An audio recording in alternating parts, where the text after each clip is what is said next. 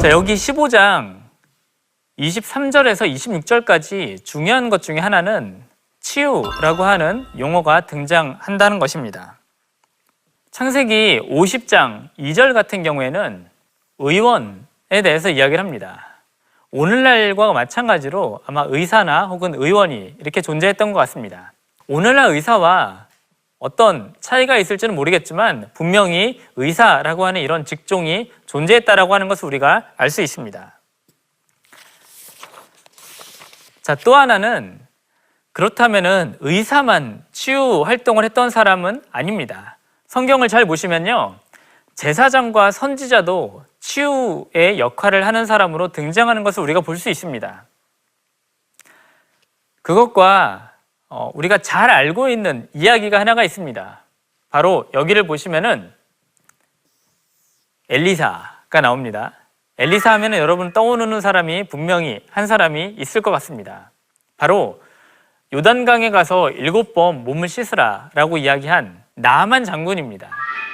나아만 장군이 병에 걸려서 엘리사에게 찾아오자 엘리사가 그 사람에게 마중당한 것이 아니라 당신은 이렇게 하십시오.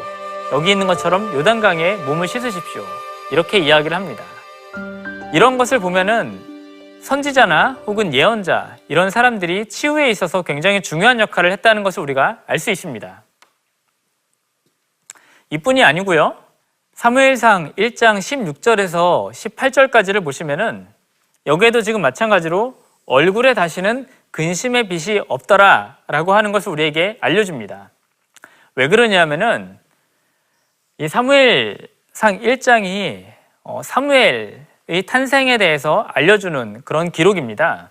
이 한나가 자기가 아기를 낳지 못하자 그 고통 가운데 번민해서 기도하고 있는데, 여기를 보시면은 엘리라고 하는 사람이 나타나서 그 한나의 기도에 대해서 뭐라고 이야기를 해주냐면은 이르되 평안히 가라, 이스라엘의 하나님이 내가 기도하여 구한 것을 허락하시기를 원하노라.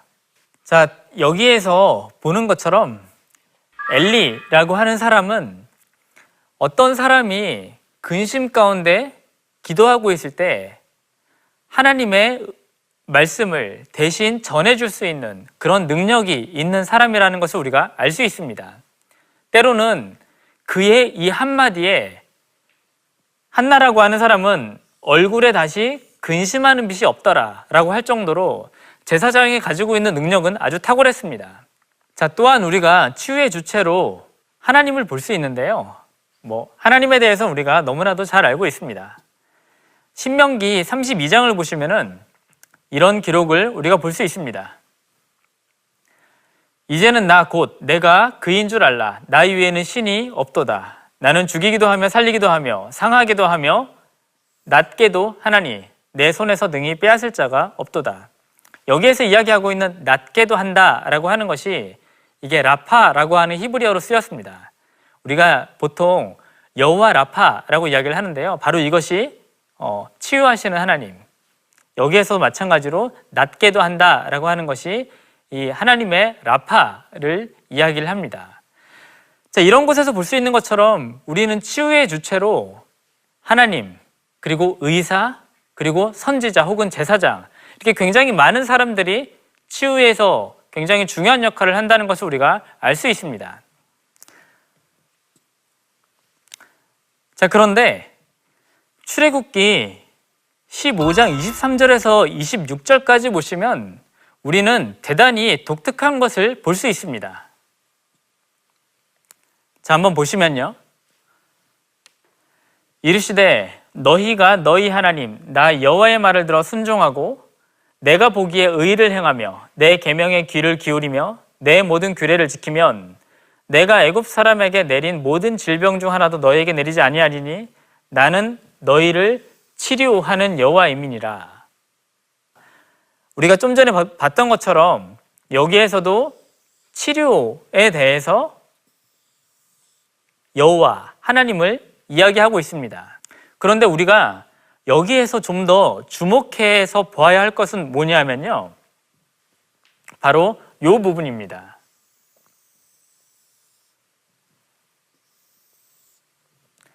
왜 그러냐면은 지금 이것은 조건문으로 등장하기 때문에 그렇습니다.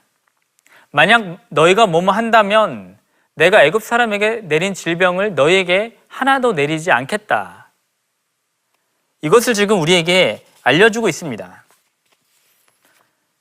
이것은 지금 치유 자체에 대해서 초점을 맞추기보다는 여기에서 지금 이야기를 하고 있는 것처럼 계명과 규례라고 하는 것, 이것을 지금 바로 강조하고 있기 때문에 그렇습니다. 앞서서는 우리가 치유하는 주체로서 의사 혹은 제사장과 선지자 혹은 하나님을 이야기했다면은 출애굽기 15장 26절은 치유하는 혹은 질병에 걸리지 않게 하는 것으로서 규례 혹은 계명 또는 이것을 통틀어서 우리는 토라라고 이야기를 합니다. 즉 하나님의 말씀을 순종하는 것, 그것이 여기에서는 너희가 질병에 걸리지 않을 것이다. 이것을 우리에게 지금 말씀하고 있다는 것입니다. 자, 그런데 이것이 여기에서만 등장하지 않습니다. 출애굽기 15장 25절을 보시면요, 우리가 아까 읽은 본문인데 모세가 여호와께 부르짖었더니 여호와께서 그에게 한 나무를 가르치셨다라고 이야기를 합니다. 여기에서 이야기하고 있는 이 가르치시다라고 하는 이 표현을, 이것을 히브리어로 보면은 자, 이렇게 표현이 됩니다. 여기 있는 것처럼 바 요레후라고 지금 나오는 건데요, 이것은 야라라고 하는 말입니다. 이 야라라고 하는 것이 나중에 이것이 명사가 되어서 나타나는 것이 뭐냐면 바로 토라입니다. 출애굽기 15장 22절에서 무언가를 가르치셨다라고 하는 것은 물론 그것을 나뭇가지를 가르치셨다라고 우리가 볼 수도 있지만, 또 하나는 하나님께서 지금 이것을 통해서 토라를 이야기를 하고 계신다라고 하는 것을 우리가 여기에서 볼 수 있기 때문에 그렇습니다. 그렇기 때문에 이 본문은 사실 굉장히 중요합니다. 자, 그렇다면은 출애굽기 15장 23절부터 26절까지 이것은 과연 우리에게 무엇을 이야기하는 것일까요? 우리의 삶에 적용할 것들에 대해서 함께 좀 살펴보도록 하겠습니다. 첫 번째는 뭐냐면은 수시로 변하는 우리의 믿음, 이것을 우리가 반성해야 한다는 것입니다. 출애굽기 15장은 이스라엘 사람들의 노래가 등장합니다. 1절부터 21절까지는 이스라엘 사람들의 노래가 등장하지만 그러나 그것으로 끝나지 않습니다. 곧바로 그들은 자신들에게 직면한 여러 가지 문제로 인해서 바로 하나님을 원망하고 그리고 모세를 원망하는 이스라엘 사람들의 모습을 볼 수 있습니다. 자신들에게 좋은 것이 있을 때는 기뻐하고 그리고 자신들에게 조금이라도 어려움이 있을 때는 원망하는 이런 모습, 이것이 과연 이스라엘만의 모습인가? 이건 역시 오늘날을 살아가고 있는 우리의 모습이 바로 성경 안에 그대로 반추되고 있다는 것입니다. 우리의 모습은 이렇게 수시로 변하는 모습인가?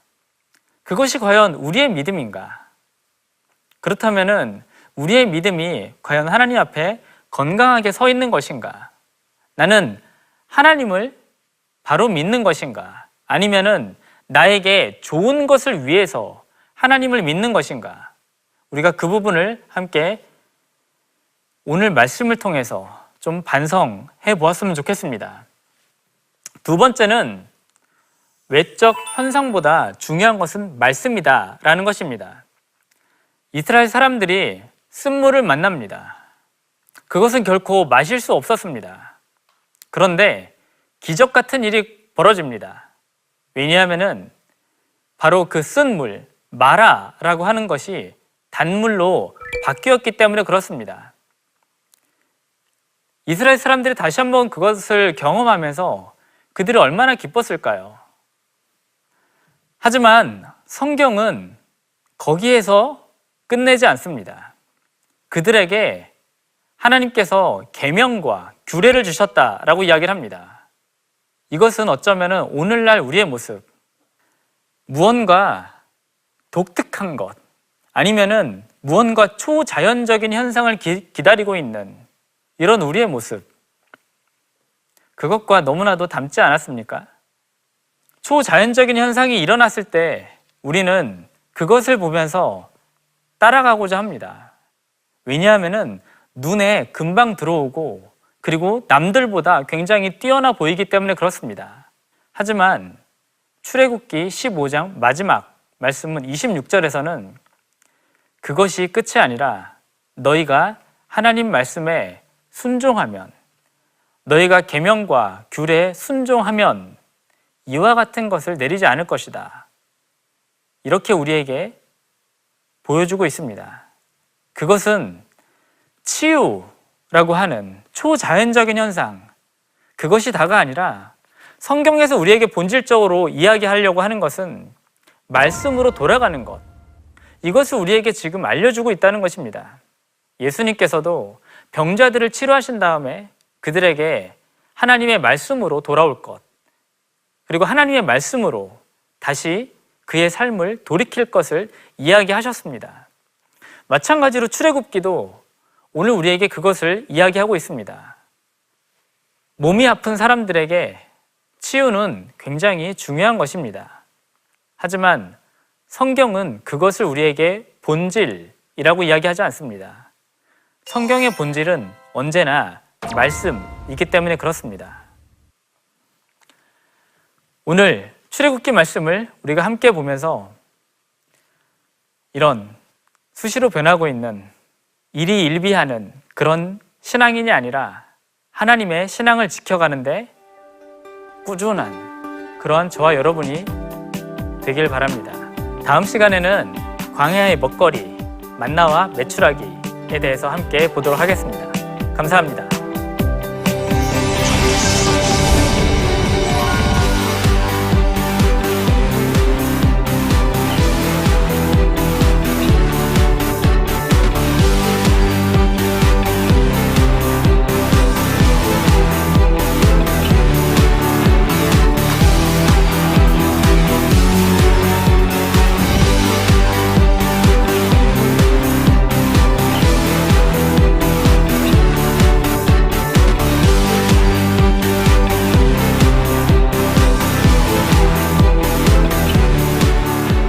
이 프로그램은 시청자 여러분의 소중한 후원으로 제작됩니다.